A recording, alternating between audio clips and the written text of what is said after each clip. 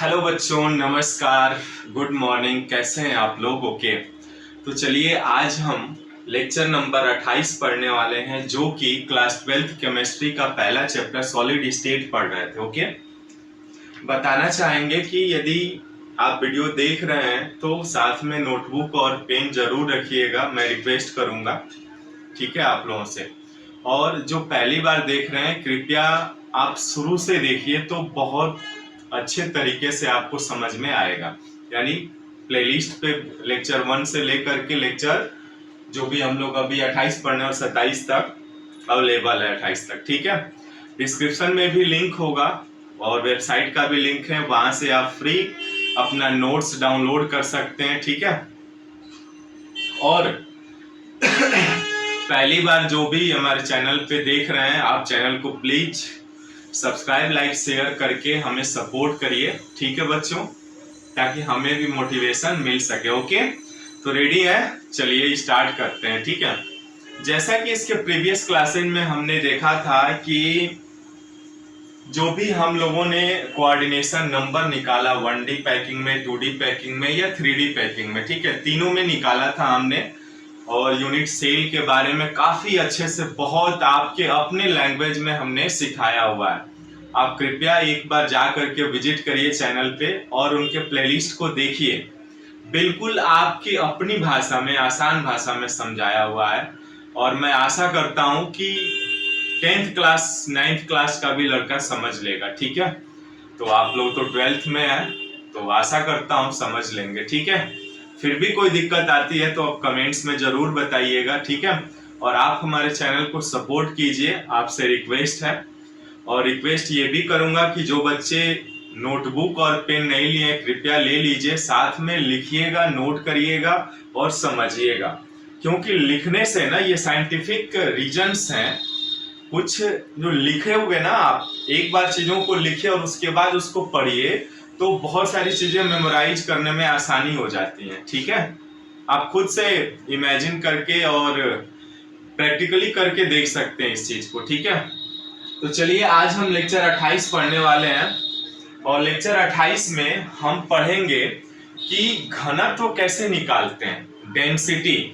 घनत्व पढ़े होंगे ना आपने, प्रीवियस क्लासेस में भी पढ़ा होगा घनत्व क्या होता है, घनत्व कैसे हल करते हैं, है ना। कि अब यहाँ पे हम लोग जो घनत्व पढ़ेंगे वो यूनिट सेल के बारे में पढ़ेंगे, ठीक है। यानी what is the density of unit cell, ठीक है। तो इसको हम पढ़ेंगे। अब देखिए हेडिंग लगाते हैं, density of unit cell. Heading लगा लीजिए, डेंसिटी ऑफ यूनिट सेल, ठीक है, डेंसिटी ऑफ यूनिट सेल, यानी एकक कोशिका का घनत्व, ठीक है। घनत्व के बारे में पढ़ेंगे। अब जैसा कि हम जानते हैं डेंसिटी कैसे निकालते हैं, घनत्व बराबर क्या होता है, आप जानते भी हैं, घनत्व बराबर होता है द्रव्यमान बटे आयतन। ये तो सभी बच्चे जानते हैं, द्रव्यमान बटे आयतन। ओके बच्चों, यानी इसको इंग्लिश में कहेंगे डेंसिटी, और डेंसिटी को रो से निरूपित करते हैं, ठीक है ना। रो इज इक्वल टू द्रव्यमान यानी मास बाई वॉल्यूम, ठीक है। अब आपने पिछली कक्षाओं में देखा होगा कि किसी भी कोई यदि वस्तु दिया जाता है तो उसका घनत्व निकालने के लिए सबसे पहले आपको मास की जरूरत पड़ती है, उसके बाद वॉल्यूम की जरूरत पड़ती है। ठीक वैसे ही यहाँ पे जो यूनिट सेल है हमारे पास, उस यूनिट सेल का घनत्व निकालने के लिए हमें मास की जरूरत पड़ेगी और वॉल्यूम की जरूरत पड़ेगी। यानी मास द्रव्यमान जिसको आप कहते हैं और वॉल्यूम आयतन कहते हैं, ठीक है। अब देखिए यहाँ पे यूनिट सेल का निकालेंगे तो यहाँ पे हम यूनिट सेल कैसे डिफाइन करते हैं। जो भी हम लोग यूनिट सेल पढ़ने वाले हैं, यहाँ पे किस टाइप का यूनिट सेल पढ़ने वाले हैं, क्यूबिक यूनिट सेल, है ना। क्यूबिक यूनिट सेल पढ़ने वाले हैं, जो आपका क्यूबिक होता है घन, उस यूनिट सेल एकक कोशिका के बारे में पढ़ने वाले हैं, ठीक है। तो अब यूनिट सेल को समझने के लिए हमें किस चीज की आवश्यकता पड़ती है, वो पहले भी बताया हुआ है, पहले प्रीवियस लेक्चर्स में हमने बताया हुआ है, सेल पैरामीटर की आवश्यकता पड़ती है। ठीक है, सेल पैरामीटर क्या होते हैं, जैसे कि A is equal to B is equal to c and alpha is equal to beta is equal to gamma is equal to 90 degree. यानी ए बी सी क्या है, इस यूनिट सेल की लेंथ है, एज लेंथ हो जाएगी। ठीक है, और अल्फा बीटा क्या है, उनके एडजस्टेंट एंगल्स हैं। ठीक है, तो इस तरह से यूनिट सेल जो हम लोग पढ़ने वाले हैं सेल पैरामीटर के आधार पर ही पढ़ते हैं। आइए देखते हैं इसको। यानी cubic unit cell, cubic unit cell, cubic unit cell के बारे में हम लोग पढ़ने वाले हैं। क्यूबिक यूनिट सेल, और हम जानते हैं कि क्यूबिक यूनिट सेल जो सेल पैरामीटर होता है वो किनके आधार पे काम करता है, यानी सेल जो पैरामीटर होता है हमारे पास एज लेंथ क्या होती है, इनकी भुजाएं a is equal to B is equal to C, और इनके जो एंगल्स होते हैं alpha is equal to beta is equal to gamma is equal to 90 degree. ठीक है बच्चों, ये सेल पैरामीटर कहलाता है। इसी को हम क्या कहते हैं, सेल पैरामीटर कहते हैं। समझ में आ रहा है? ओके, कमेंट्स में जरूर बताइएगा बच्चों। ठीक है, और बिल्कुल फील करेंगे आप क्लासेज को, हमारे जो भी लेक्चर्स हुए हैं आप देख लीजिए उनको। यानी जो क्यूबिक यूनिट सेल है उसका सेल पैरामीटर क्या होता है, is equal to B is equal to C, या alpha is equal to beta is equal to gamma is equal to 90 degree. ठीक है बच्चों, तो इस तरह से ये सेल पैरामीटर कहलाता है। एक बार देख लीजिए, क्लियर दिखाई दे रहा है ना? हाँ जी, ओके। तो चलिए आगे बढ़ते हैं और सीखते हैं। ये सेल पैरामीटर हो गया। सेल पैरामीटर को हम जानते हैं कैसे, देखिए सबसे पहले इसको चित्र के माध्यम से एक बार समझ लेते हैं। यानी इस क्यूबिक यूनिट सेल का हम लोगों ने चित्र भी बनाया था। चित्र कैसे बनाए थे, देखिए ये cubic simple cubic unit cell है। ठीक है, इस क्यूबिक यूनिट सेल का जो सेल पैरामीटर है, देखिए इस तरह से हमने क्यूबिक यूनिट सेल बनाया था, और ये रहा आपका क्यूबिक यूनिट सेल। अब देखिए इसमें एबीसी क्या होता है, मैं दूसरे कलर का यूज करता हूं आपको समझाने के लिए। यदि सपोज करते हैं ये वाला जो एक्सिस है वो एक्स एक्सिस है, ठीक है, यानी इसकी एज लेंथ हमने मान लिया ए है। ओके बच्चों, दिखाई दे रहा है? ओके, तो इसके जस्ट सामने वाला एंगल कितना होगा, अल्फा होगा, है ना। यदि ये मान लेते हैं ये वाला जो एक्सिस है वह वाई एक्सिस है, ठीक है बच्चों, इसकी एज लेंथ हमने मान लिया बी है, इसकी एज लेंथ बी है, तो इसके सामने का कोण क्या हो जाएगा, बीटा। ठीक है बच्चों, और ये वाला जो एक्सिस है इसको हम मान लेते हैं जेड, जेड एक्सिस है, ठीक है। यानी इसकी जो एज लेंथ है वो कितनी है, सी है, तो इसके सामने का कोण कितना हो जाएगा, गामा, है ना। ये हो जाएगा आपका, समझ में आया। ये क्यूबिक यूनिट सेल हम लोग पढ़ चुके हैं फिलहाल तो। अब यहाँ पे देखिए ये जो एक्सिस हमने जेड मान लिया, इसको एक्स मान लिया, वाई मान लिया, ठीक है, और ये यदि एज लेंथ है तो इसके सामने का एंगल कितना हो जाएगा, अल्फा, और ये यदि इसकी वाई एक्सिस वाली जो एज लेंथ है बी मान लिया तो इसके सामने का एंगल हो जाएगा बीटा, और यदि ये जेड एक्सिस है इसको हम एज लेंथ सी मान लेते हैं तो इसके सामने का एंगल जो होगा वो गामा हो जाएगा, ठीक है। और ये अल्फा बीटा गामा कितने डिग्री के होंगे, 90 डिग्री के होते हैं, ठीक है ना, ये होते हैं। तो इस तरह से हम लोगों ने ये सेल पैरामीटर के आधार पे काम करता है, A B C alpha beta gamma, और इसका हम लोग डेंसिटी निकालने वाले हैं। कि कैसे निकालेंगे डेंसिटी, इस पे क्वेश्चंस बहुत आते हैं, न्यूमेरिकल्स भी करेंगे, पहले थियोरेटिकल पार्ट समाप्त कर लेते हैं फिर न्यूमेरिकल्स भी कराऊंगा, ठीक है बच्चों। ओके, चलिए अब यहाँ पे आगे हमने देखने हैं कि इस यूनिट सेल का हमें घनत्व निकालने के लिए क्या चाहिए, मास चाहिए, वॉल्यूम भी चाहिए। ये दो चीजें मालूम होनी चाहिए, तभी हम इसका मास डेंसिटी निकाल सकते हैं, ठीक है। तो अब देखिए इसका वॉल्यूम तो आप आसानी से निकाल सकते हैं। वॉल्यूम यानी आयतन, आयतन को v से निरूपित करते हैं और आयतन कितना होगा, ABC बराबर है घन के लिए तो भुजा का क्यूब होता है ना। आयतन कैसे निकालते हैं आप, आयतन जो निकालते हैं आप वो आयतन कैसे निकालते हैं, v इज इक्वल टू लंबाई गुणे चौड़ाई गुणे ऊंचाई, इस तरीके से निकालते हैं ना आयतन। वैसे ही यहाँ पर है, जैसे ABC ये बराबर है घन का है, ये घनीय एकक कोष्टिका है, क्यूबिक यूनिट सेल के बारे में हम लोग पढ़ रहे हैं, तो इसका जो आयतन होगा वो a क्यूब हो जाएगा, ठीक है। अब देखिए, अब जब यहाँ पे आपने वॉल्यूम तो आसानी से निकाल लिए, a क्यूब हो जाएगा, भुजा का क्यूब या लेंथ की लंबाई जो भी दिया रहेगा उससे निकाल सकते हैं। अब सारा खेल इसका मास क्या होगा, what is the mass of unit cell, mass कैसे निकालेंगे, सारा खेल इसी पे डिपेंड करता है। और मास यदि कैलकुलेट कर लिए आप तो आसानी से आप घनत्व का मान निकाल सकते हैं। अब मास को कैसे निकालेंगे आइए सीखते हैं, ठीक है।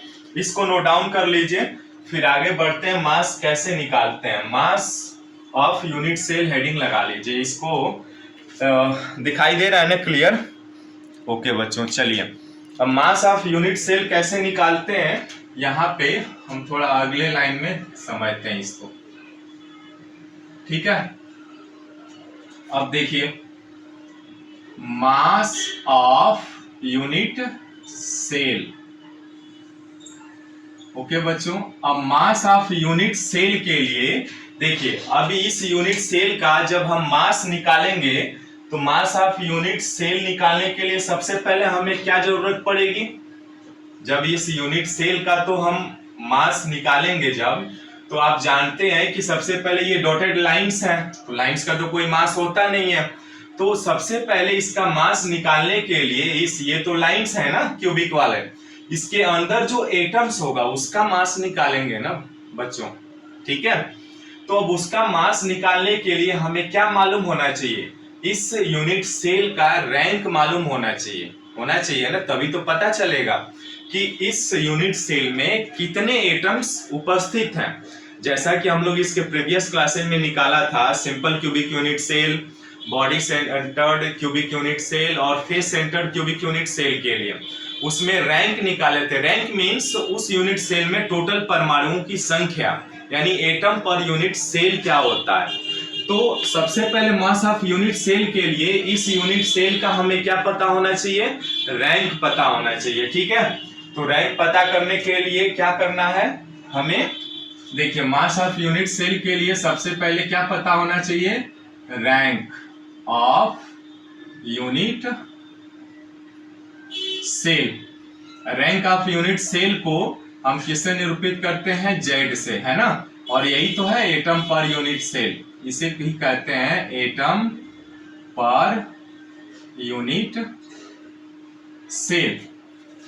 अब यदि मास ऑफ यूनिट सेल में निकालने के लिए आपको सबसे पहले क्या चीज की आवश्यकता पड़ी, रैंक की आवश्यकता पड़ी कि रैंक कितना होगा इस यूनिट सेल का, है ना। जैसे रैंक 1 आता है, 2 आता है, 4 आता है ना, तो उस प्रकार हम लोगों ने पिछले कक्षाओं में देखा था प्रीवियस क्लासेज में कि simple cubic unit cell, body centred cubic unit cell और face centred cubic unit cell के लिए।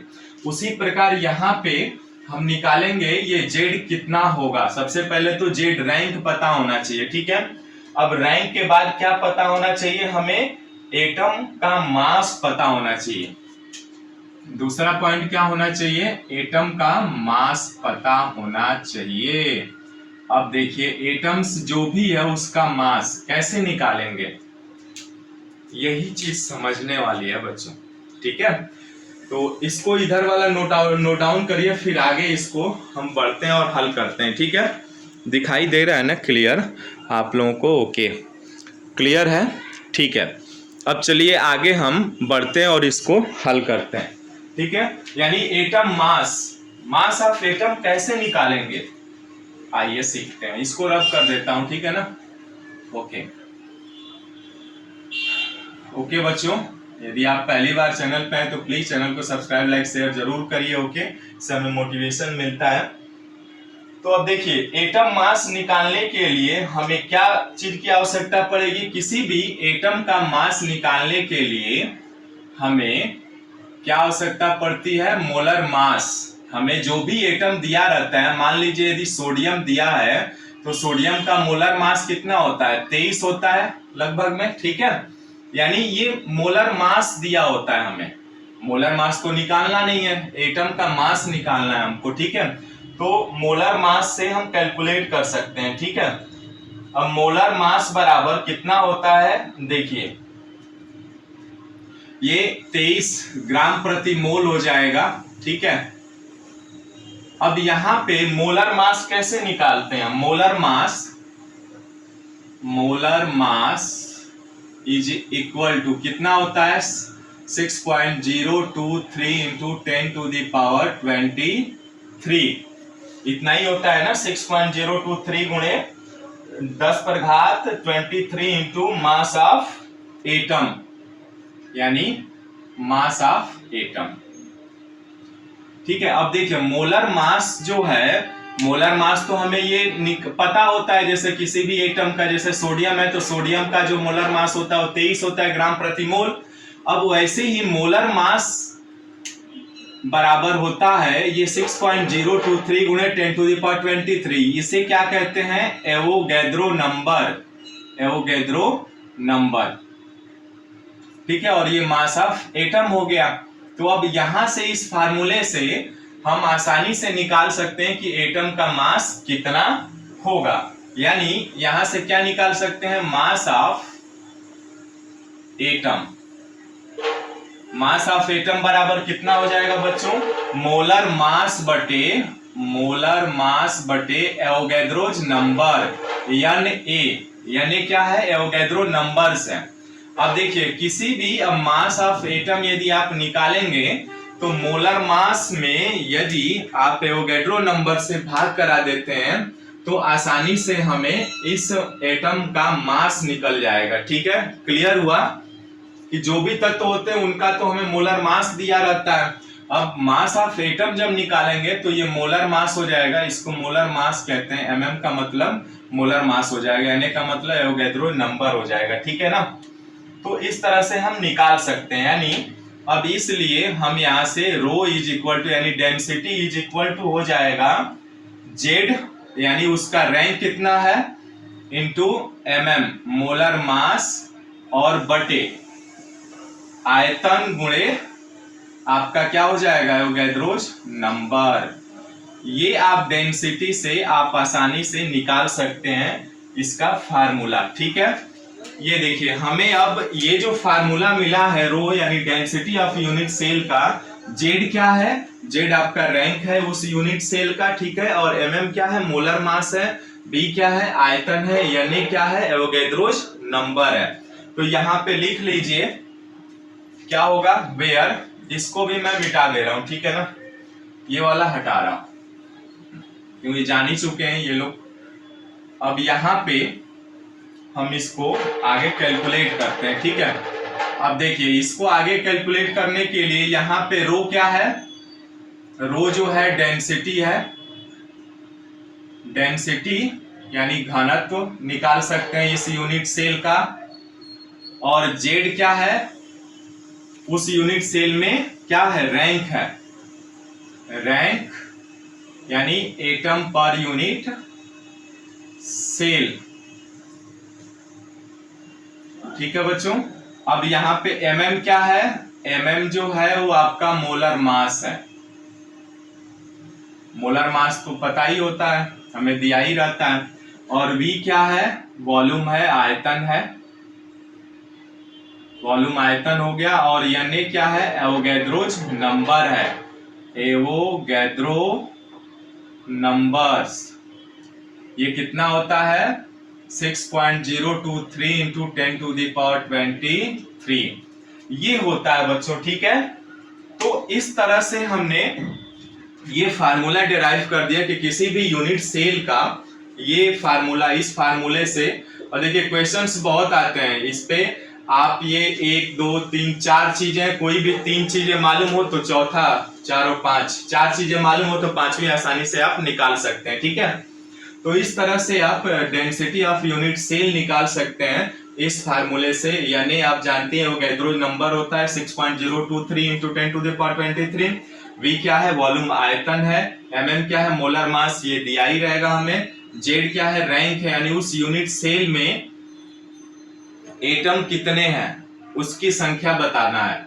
यदि z बराबर 1 2 4 आता है तो हमने जो पढ़ा हुआ है body centred cubic unit cell या face centred cubic unit cell या सिंपल या प्रिमिटिव यूनिट सेल, उसके बारे में जान सकते हैं। और ये रो डेंसिटी को प्रदर्शित करता है। ठीक है, इसका स्क्रीनशॉट ले लीजिए, फिर आगे बढ़ते हैं, फिर हल करते हैं। ठीक है, ओके, दिखाई दे रहा है ना क्लियर? ओके बच्चों, ठीक है, तो आज के लिए इतना ही। मिलते हैं फिर नेक्स्ट वीडियो में नई जानकारियों के साथ। तब तक बाय बाय, सी यू। और हाँ, रिक्वेस्ट करूंगा प्लीज चैनल को सब्सक्राइब लाइक शेयर जरूर करिए। ओके, थैंक यू, मिलते हैं फिर नेक्स्ट वीडियो में, बाय बाय।